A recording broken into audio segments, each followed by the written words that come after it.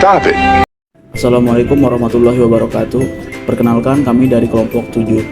Dalam video kali ini, kelompok kami akan membahas materi mengenai pajak penghasilan final, jenis-jenis, subjek, objek, dan tarif PPh final. Kelompok kami beranggotakan yang pertama, Mia Mardani yang akan membahas subjek final dan kesimpulan, Muhammad Bakhtiar yang akan menjelaskan mengenai perhitungan PPh final, dan saya Muhammad Rafli yang akan menjelaskan pengertian PPh, dan keempat Nur Hayati yang akan menjelaskan objek PPh final. Selanjutnya saya akan memaparkan pengertian dari PPh final. PPh final adalah pajak yang dikenakan dengan tarif dasar pengenaan pajak tertentu yang berbeda dengan skema pajak secara umum atas penghasilan yang diterima atau diperoleh sepanjang tahun berjalan. Pengertian subjek PPh final dan objek PPh final. Subjek PPh final adalah pihak yang dikenakan kewajiban membayar pajak atas penghasilan tertentu yang sudah ditetapkan menjadi objek PPh final.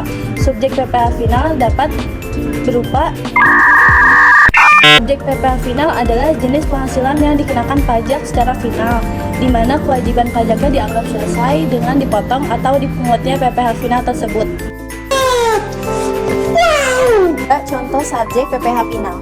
1. Orang pribadi, seperti pemilik usaha kecil yang dikenakan PPh final atas omset usaha. 2. Badan usaha, seperti perusahaan atau badan hukum lain yang memiliki penghasilan tertentu yang dikenakan PPh final.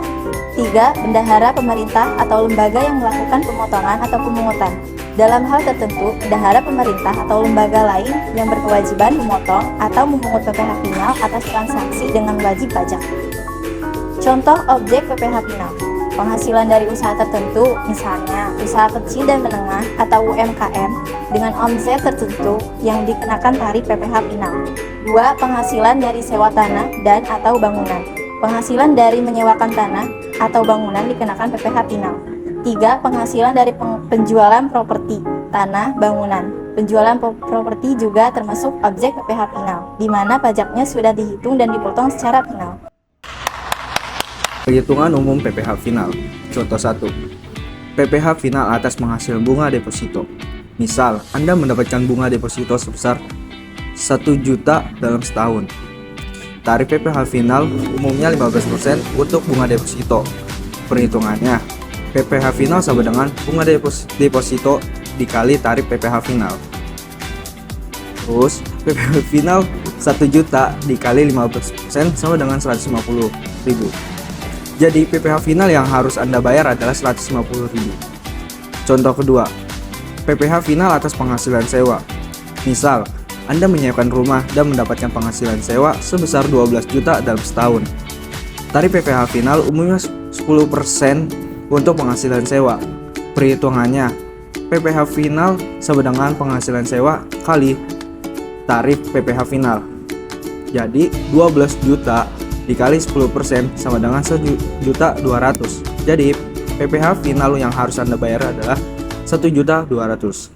Oh my god! Kesimpulan presentasi. Pajak penghasilan final PPh final adalah pajak yang sudah final dan tidak perlu dihitung lagi. Artinya, setelah Anda membayar PPh final, Anda dianggap sudah lunas kewajiban pajak atas penghasilan tersebut.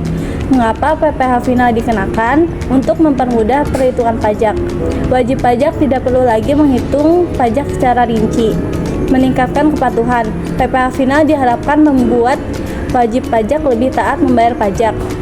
Meningkatkan penerimaan negara. Meskipun tarifnya lebih rendah, PPh final diharapkan bisa meningkatkan penerimaan negara. Sekian dari kelompok kami, kurang lebihnya mohon maaf. Wassalamualaikum warahmatullahi wabarakatuh.